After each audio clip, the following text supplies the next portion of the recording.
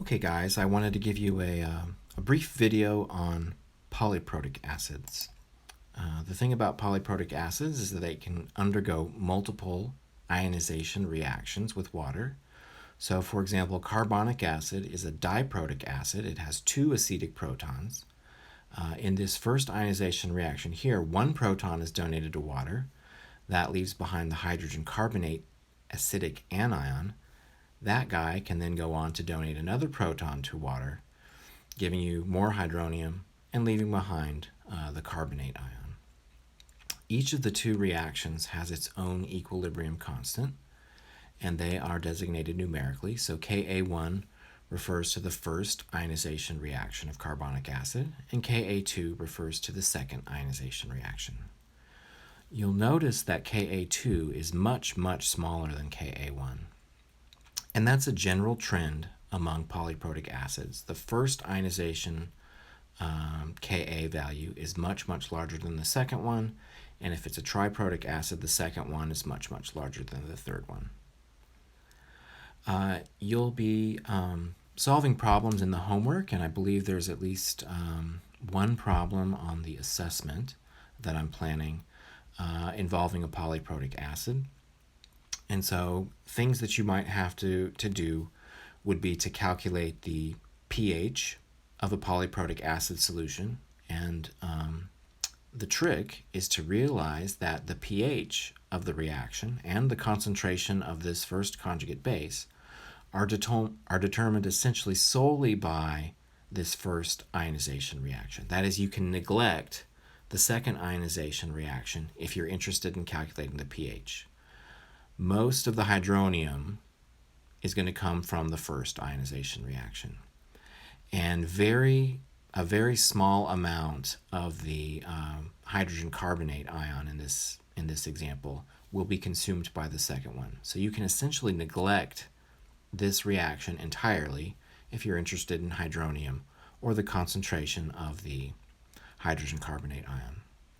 And so you can just treat it like a monoprotic acid, as we've done previously. So setting up the Ka1 expression, you'd get something like this.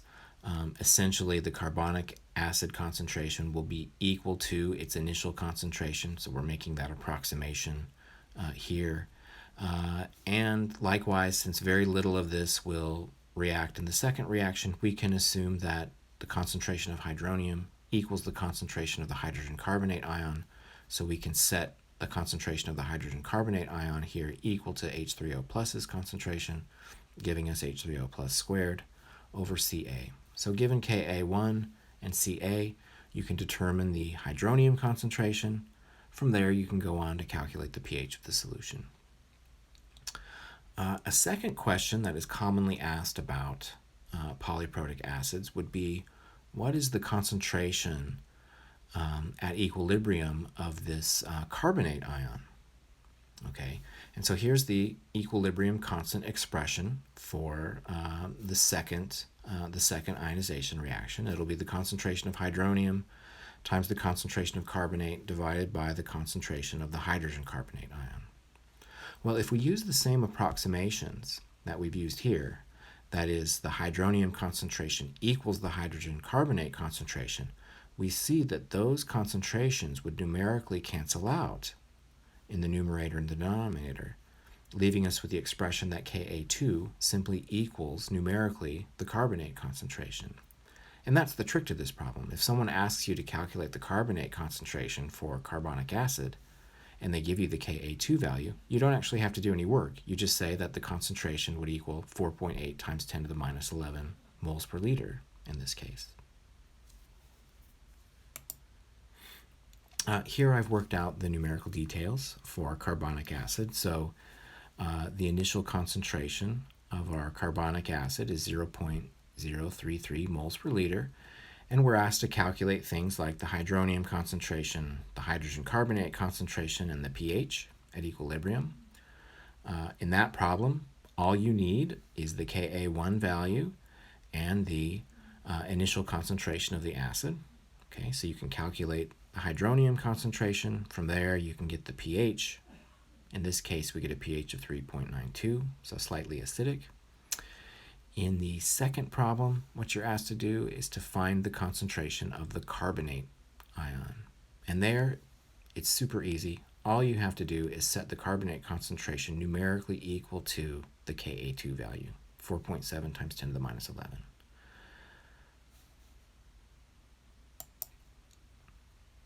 Here's an example problem for you to try involving the diprotic acid, hydrosulfuric acid. It's solved in exactly the same way as the carbonic acid problem, and so I'll let you work this one as an exercise for yourselves. In the online homework, there is a triprotic acid problem, which is a little involved, and I always get questions on that problem in class. And so I went ahead here in these slides and added some notes about a triprotic acid. I believe the problem that you'll have to work is phosphoric acid. And so here I've set it up for a generic triprotic acid. And I worked it in all of its gory details. The problem involves a three-tiered ice table. So you have an ice table for the first ionization reaction. You have an ice table for the second ionization reaction, and an ice table for the third ionization reaction. So let's walk through this to see what's going on, and then on the next slide, I'll show you the equations that you would use to do the calculations in the online homework problem. So starting with the initial concentration of the triprotic acid, some of the acid will dissociate. That's going to give you some hydronium and some diprotic acid anion. Okay, that's the H2A- species. At equilibrium, you would add these two lines together, so you would get Ca minus X, and X for hydronium, and X for the diprotic acid anion.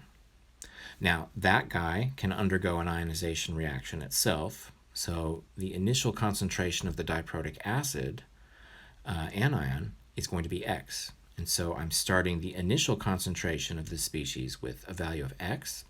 Also, we don't want to forget that we've already made some hydronium. So the concentration initially of hydronium in this second ice table is not 0, it is X.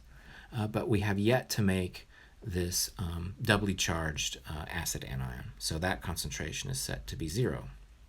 Now, some small amount of this diprotic acid anion will dissociate. And so I've used a minus Y value to represent the amount by which this species concentration changes. That's going to create a little bit more hydronium, and that's going to give us some of the doubly charged acid anion. Just like before, you add the initial line to the change line. That would give you X minus Y for the equilibrium concentration of the diprotic acid anion. Our hydronium concentration would increase by an amount Y, and then we would have formed some of that doubly charged acid anion.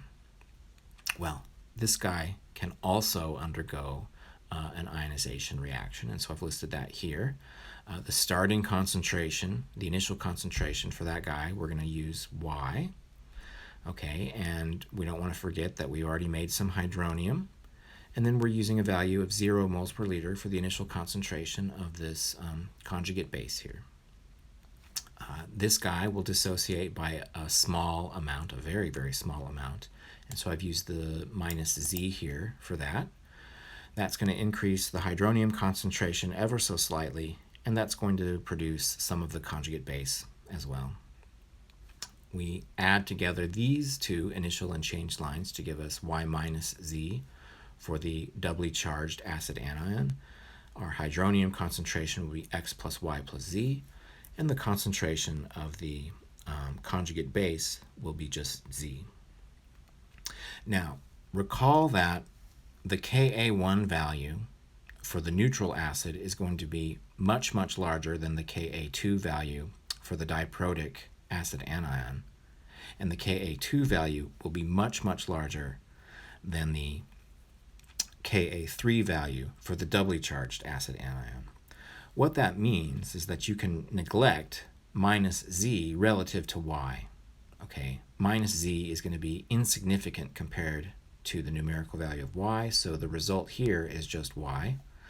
Likewise, both y plus z will be insignificant compared to x, so we can neglect y plus z relative to x, so the hydronium concentration is just x.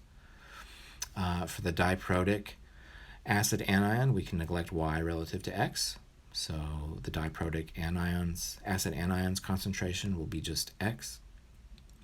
And so this gives us all of the concentrations that we're interested in. We're interested in the equilibrium concentration of the triprotic acid. It's numerically equivalent to the initial concentration. The concentration of the diprotic acid anion is essentially X. That's also the equilibrium concentration of the hydronium. The equilibrium concentration of the doubly charged acid anion is just Y. And then the concentration of the conjugate base is Z. And so I've summarized all of those relationships here at the top of this slide. Okay, and so these would be numbers that you would have to calculate in that online homework problem. And here's how you get the values of X, Y, and Z. You set up the Ka expressions for each of the ionization reactions. And then you substitute in the approximations. And so what you would get is Ka1 equals x squared over Ca. Ka2 simply equals y. And Ka3 equals x times z divided by y.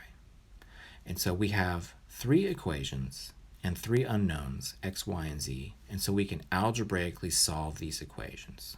Y is numerically equal to Ka2. You know the value of Ca, so you can calculate the value of x from Ka1. Given x and y, you can then calculate the value of z from Ka3. And here I've worked out explicitly what the concentrations will be for the triprotic acid, the diprotic acid anion, hydronium, the doubly charged acid anion, and the conjugate base.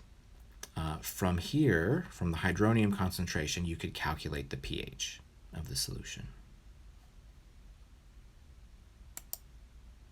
So we'll stop this video here.